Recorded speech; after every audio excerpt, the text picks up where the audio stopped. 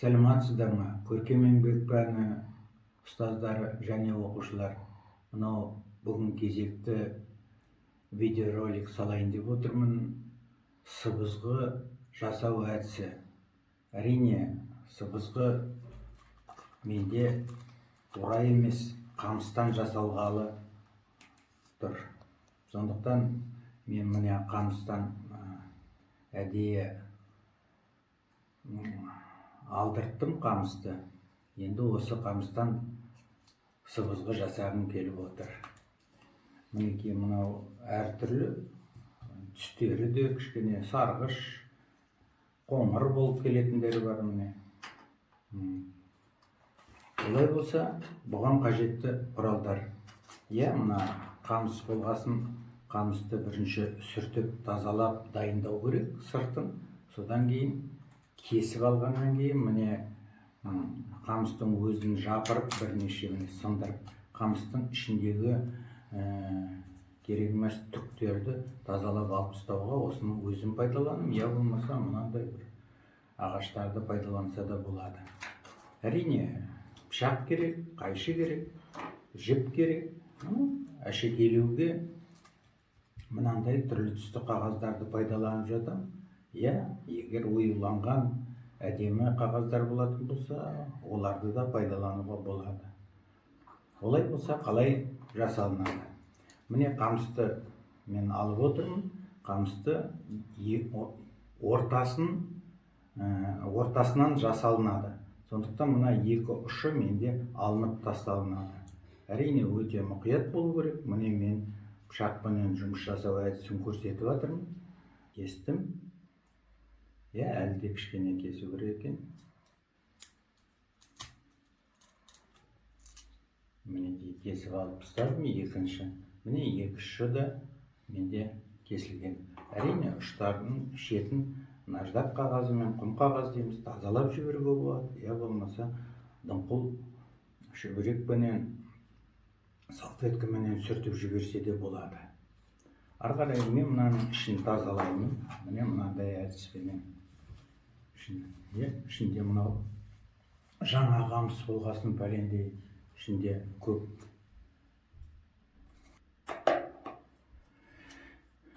пышақты аламын, тағы да пышақпен жұмыс жасаймыз. Қамыстың қалың жағынан мен 1 сантиметрдей қалдырамын да сыбызғының тілін жасаймын. Міне бір орында мен кестім де, мінекей мен сыбызғының көрініп тұрған шығар, мінекей. Міне мен сыбызғының тілін жасадым. Әрине, оған ол өздігінен тұрып қалмайды. Мен оған міне сәл ғана жіпті аламын да, екіге бүктеп, қалыңдау қылып, міне мынаның арасына, тілдің арасына өткіземін. Мінекей. Тілдің арасына мен жіпті өткіздім.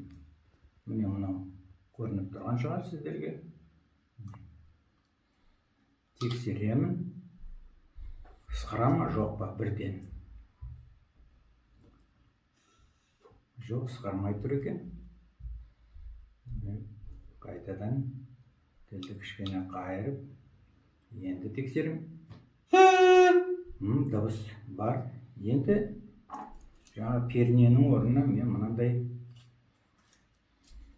қашықтықтарын өздерің білесіңдер. Мен енді бұл жалпы тек міне мынандай қылып ойық жасадым. Тағы бір екі өздеріңізге қажетті мөлшерде жасап алуға болады.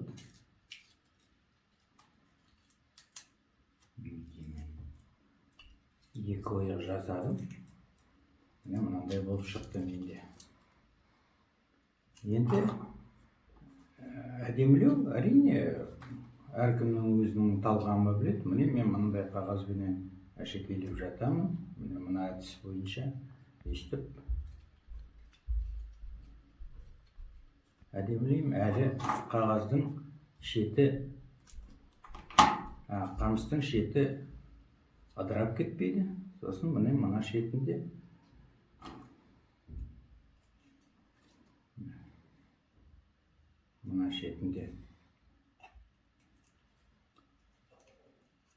тілдің ал артығын қайшымен қиып тастаса да болады. Мінекей. Енді тексеріп қараймын, үні өзгере ме жоқ па екен.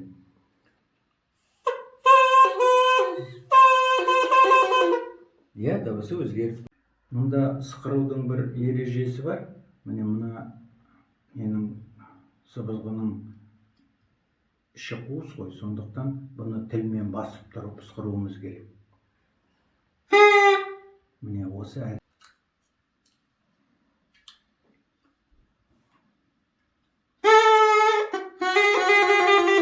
иә, міне мен сіздерге көрсетейін деген сыбызғым осы. Рахмет назарларыңызға.